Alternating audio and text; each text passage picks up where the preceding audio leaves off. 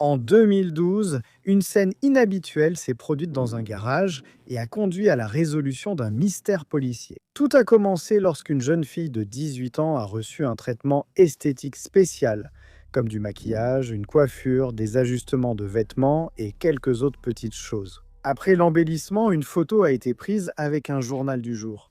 Quel était le but de tout cela? Eh bien, c'était une preuve de vie pour le paiement de la rançon d'un enlèvement. Mais comme vous le savez, dans de nombreux cas, les choses ne sont pas ce qu'elles semblent être, n'est-ce pas? Nos yeux peuvent nous tromper, tout comme les objectifs d'une caméra peuvent aussi nous tromper. Et tu sais, en 2012, ce n'était pas si facile de manipuler numériquement une image comme aujourd'hui, tu vois? Donc, la bonne apparence de la fille était importante. Ce que personne ne savait, c'est que cette photo était une pure supercherie. Qui, comment et pourquoi, c'est ce que nous allons découvrir dans l'épisode d'aujourd'hui. Je suis Marcos Campos, soyez tous les bienvenus. Ici, chaque semaine, il y a au moins 3 épisodes. Lundi, mercredi et vendredi, et parfois quelques épisodes supplémentaires. Likez, commentez même avec un emoji et devenez membre si possible, ça m'aide beaucoup. Après ce message, passons aux faits.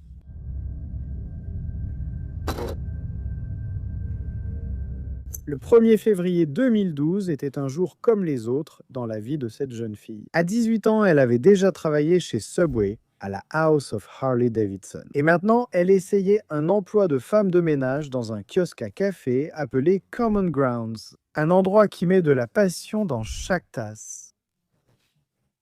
Une invitation à savourer les plaisirs simples de la vie.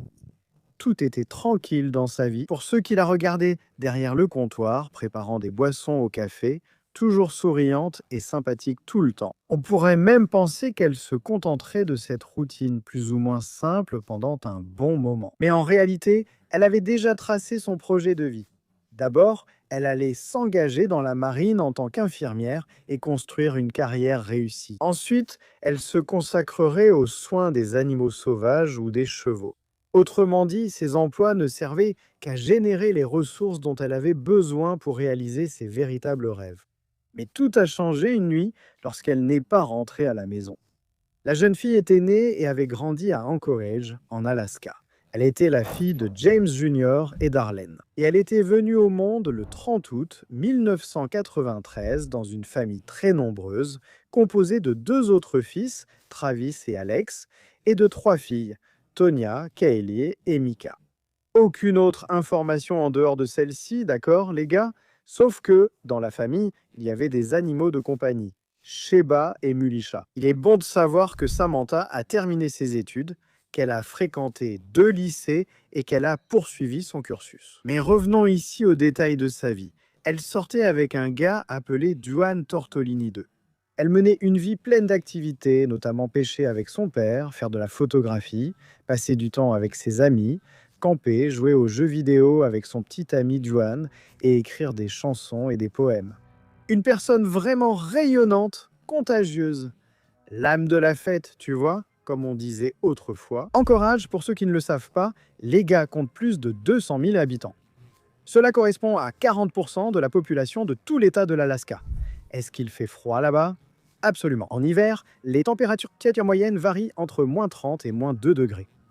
En été, elles oscillent entre 11 et 18 degrés. Ici, entre 11 et 18 degrés, je porte déjà un manteau.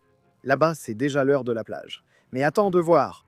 Cette information est importante dans le récit, d'accord? Pourquoi? Revenons à la chronologie et vous allez comprendre. Quand, dans la nuit du 1er février 2012, elle n'est pas rentrée chez elle, chez ses proches, ils ont tous été très inquiets. Personne n'arrivait à la joindre. Personne n'avait de nouvelles d'elle, ni son petit ami, ni son patron, ni sa meilleure amie. Ainsi, n'ayant pas de meilleure option, ils ont signalé sa disparition à la police. Et cette décision de la part des parents est toujours compliquée, n'est-ce pas? Cela implique de reconnaître qu'il se passe vraiment quelque chose de grave. Mais d'un autre côté, on suppose aussi que ce signalement augmente les chances de retrouver la personne disparue, n'est-ce pas? Mais d'un autre côté, comme je l'ai dit, cela signifie que la situation est grave et que seuls les membres de la famille sont importants, mais parfois incapables de résoudre les choses, n'est-ce pas? Et là, il y a la reconnaissance qu'il pourrait s'agir d'une affaire criminelle. Mais il n'y avait pas d'indices importants. Malgré cela, au début de l'enquête, la police a soupçonné que le petit ami de Sam, ce fameux Dwan, était impliqué dans quelque chose. Pourquoi? C'est une question de statistiques, non? Simple. Nous avons déjà mentionné ici sur la chaîne que près de 90% des crimes commis contre des femmes impliquent des hommes connus des victimes. Par exemple, des parents, des petits amis, des maris, des ex, et ainsi de suite. Donc, à partir de cette réalité, une hypothèse a été formulée selon laquelle il s'agissait d'un crime passionnel. Ce qui a alors conduit les détectives à examiner Dwan de très près. Cependant, il a rapidement présenté un alibi solide, ce qui a permis aux autorités de se concentrer sur d'autres pistes et de se concentrer sur les images de surveillance du Common Grounds. Vous vous souvenez du café où travaillait Samantha? Eh bien, c'est ça. Ce qui intéressait maintenant les policiers, c'était les images de la zone extérieure du kiosque à café là-bas. Et tu vois, je ne l'ai pas mentionné, mais Samantha travaillait dans un environnement totalement dangereux. Elle restait seule sur place pendant la nuit. Sa mère n'aimait pas du tout ça et trouvait la situation très dangereuse pour une jeune fille de seulement 18 ans. De la responsabilité de fermer le lieu tous les soirs. Un autre détail important ici, c'est qu'elle n'avait pas de véhicule à elle. Donc, ce trajet de la maison au travail et du travail à la maison dépendait du covoiturage avec ses parents ou avec son petit ami. On ne parle pas de bus, donc on reste ici sans vraiment savoir si l'accès au kiosque à café au café était facile ou non avec ce moyen de transport. Autrement dit, nous n'étions pas les seuls à penser qu'une adolescente seule dans un café le soir, c'était de l'imprudence. En fait, c'était un peu courir au-devant des ennuis, non? Même si c'était un service au volant, tu vois, par la fenêtre. Mais bon, on va comprendre la situation là-bas, hein? Une personne mal intentionnée avait toutes les cartes en main. Sur les images, les détectives ont identifié un homme s'approchant de l'endroit tard dans la nuit. Déjà le 1er février 2012, apparemment, il l'a enlevée sous la menace d'une arme et l'a forcée à monter dans un pick-up. Ensuite, ils sont partis. Mais étrangement, quelque temps plus tard, elle est revenue. Elle est entrée et sortie du café une fois de plus. Et ensuite, elle est remontée dans le véhicule. Un autre événement étrange était que la voiture de son petit ami, quelques heures plus tard ailleurs, a été forcée. Et les affaires qui se trouvaient dans la boîte à gants ont été emportées. Je sais qu'ici, dans vos têtes d'enquêteurs, vous êtes déjà en train de relier tous les points, n'est-ce pas? Mais calmez-vous, on va y arriver. On sait déjà que les coïncidences n'existent pas, non? Pas ici en tout cas, dans les histoires de crimes réels. Mais ces éléments semblent sans lien entre eux au premier abord. Et ils ont embrouillé les enquêteurs. Mais il s'est encore passé une petite chose, d'accord? Son petit ami et son patron ont tous deux reçu des messages. Apparemment, tout allait bien. Elle était partie volontairement parce qu'elle avait besoin de temps et qu'elle reviendrait bientôt. Bon, ce genre de discours qu'on a déjà vu ici, n'est-ce pas? Tout va bien, je disparais un moment et je reviens bientôt. Mais les jours passaient et elle ne revenait pas, ni ne donnait de nouvelles. Et son téléphone portable restait éteint, ce qui empêchait, par exemple, de le localiser. Une ambiance très étrange planait sur cette enquête. Un mystère qui a duré plus de 2 semaines, jusqu'à ce que le silence soit brisé. Le 17 février 2012, le petit ami et les parents de Samantha, James Jr. et Darlene, ont reçu une demande de rançon.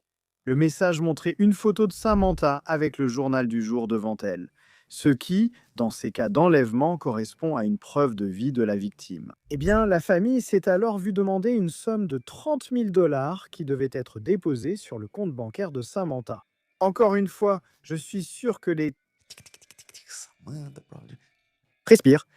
Les gars, le montant pour une demande de rançon est relativement bas, entre guillemets, n'est-ce pas? Mais dans ce cas précis, c'était une somme qui correspondait aux moyens de la famille. Est-ce que quelqu'un était au courant?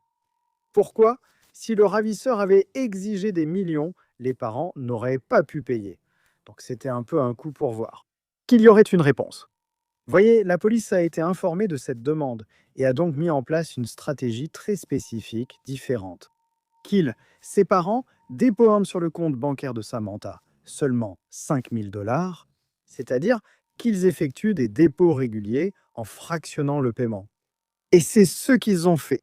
Ils ont déposé 5 000, puis quelques heures après, un retrait du même montant a été fait avec la carte de la victime à un distributeur automatique, Samantha. Même si tout le monde espérait retrouver Samantha vivante et en bonne santé, c'était une course contre la montre, n'est-ce pas? Après le retrait, la police a alors examiné les images de la caméra du distributeur, mais l'homme qui a retiré l'argent portait un masque et des gants. Il était totalement méconnaissable. Autrement dit, jusqu'à ce moment-là, on avait affaire à un criminel très intelligent et organisé qui avait toujours une longueur d'avance sur les enquêteurs.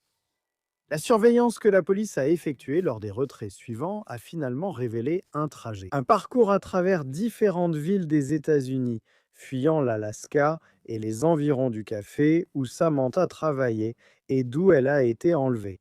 Et le parcours a inclus le Texas, le Nouveau-Mexique et l'Arizona. Sacré périple, n'est-ce pas? Si on peut dire, bah, mec, un tel voyage continental.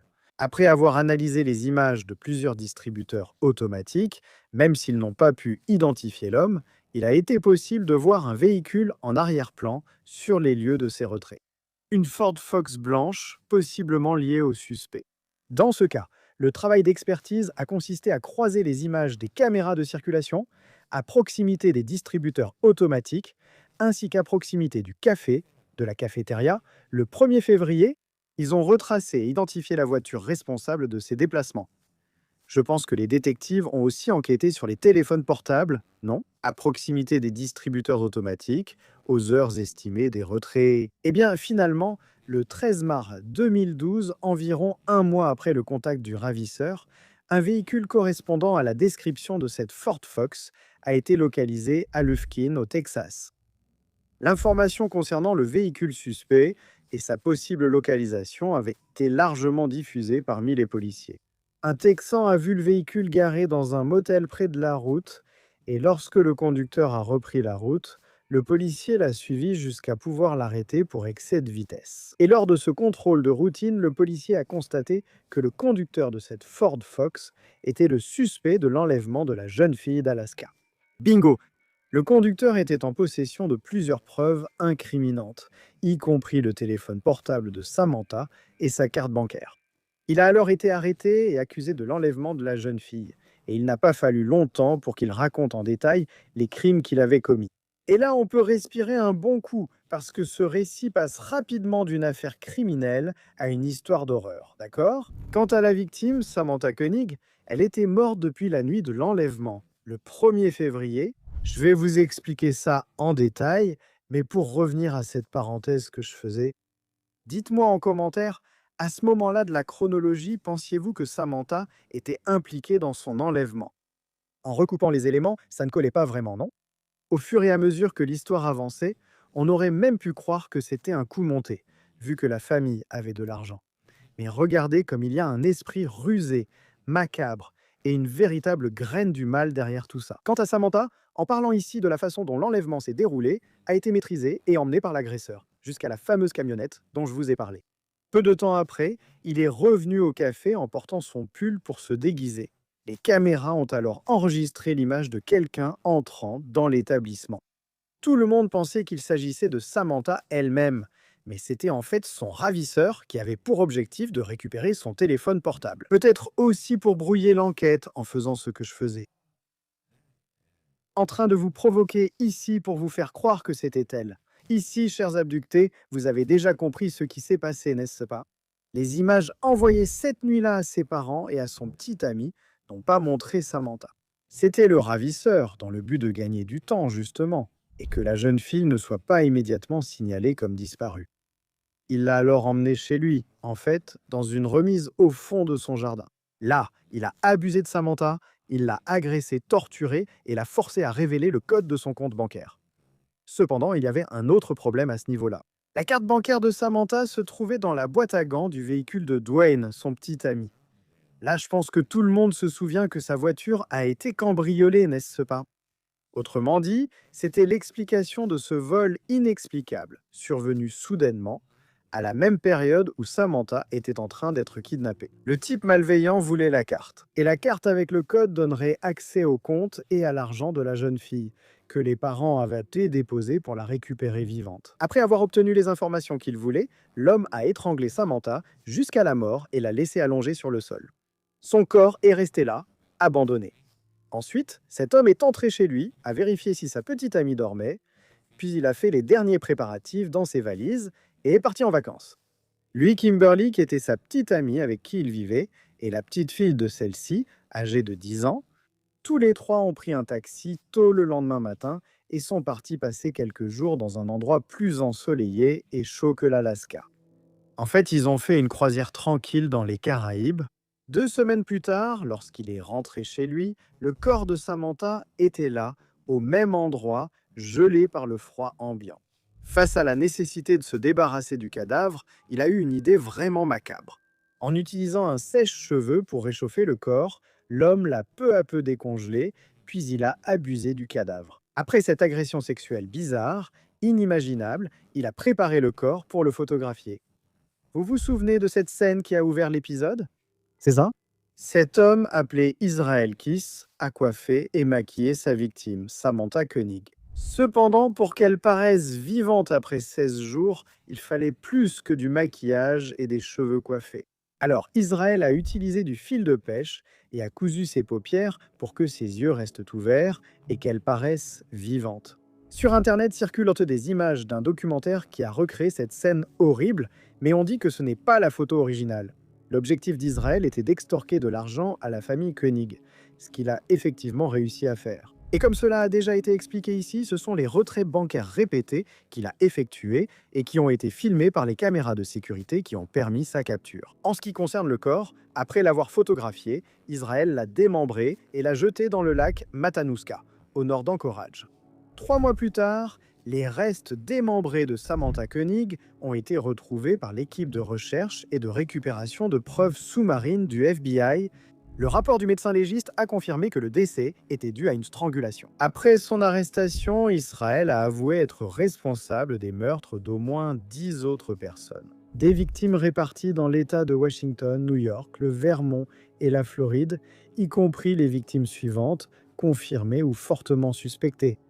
Bill et Lorraine Currier du Vermont en 2011, Deborah Feldman en 2009 disparue dans le New Jersey, considérée par les enquêteurs comme une victime probable par les enquêteurs. En plus d'un nombre indéterminé d'homicides, le criminel a également été lié à plusieurs braquages de banques, viols et incendies criminels. À la fin du mois de mai 2012, lors de son audience préliminaire, Israël a tenté de s'évader du tribunal, mais il a été maîtrisé avec une arme à impulsion électrique. Après son arrestation, il a été transféré au complexe correctionnel d'Anchorage, en Alaska, où il attendait son procès pour l'agression sexuelle et le meurtre de Samantha Koenig, 18 ans, qui s'est avéré être sa dernière victime. Juste pour que vous sachiez, Israel Kiss venait de l'Utah. Il a affirmé avoir commis son premier meurtre en 1998, peu de temps après s'être engagé dans l'armée américaine. Mais il n'avait aucun antécédent connu de crimes violents, ni de crimes sexuels, rien de tout cela. C'était simplement un homme de 34 ans de l'Alaska, propriétaire d'une entreprise de construction qui, aux yeux de tous, menait une vie simple et tranquille.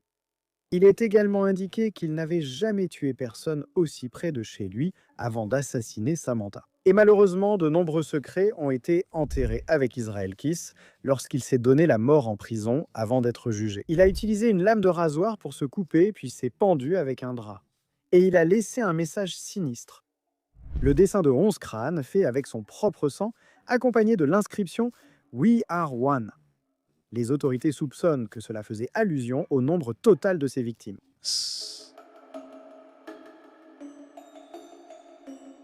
Eh bien, les gars, c'est possiblement l'histoire d'un tueur en série misérable qui n'a pas eu le courage d'affronter un procès pour connaître son destin définitif. Il a préféré quitter la scène. J'espère sincèrement que ses victimes et lui se trouvent dans des endroits complètement différents. Tout n'est pas toujours ce qu'il paraît, n'est-ce pas? J'ai voulu présenter cette chronologie autrement ici pour qu'on puisse enquêter sur le crime ensemble. Je veux savoir ici qui pensait que cela n'avait rien à voir avec un tueur en série et que c'était peut-être un coup monté pour obtenir de l'argent. Dis-moi ça en commentaire, je te remercie énormément pour ta compagnie. Un bisou du roux et à l'épisode prochain.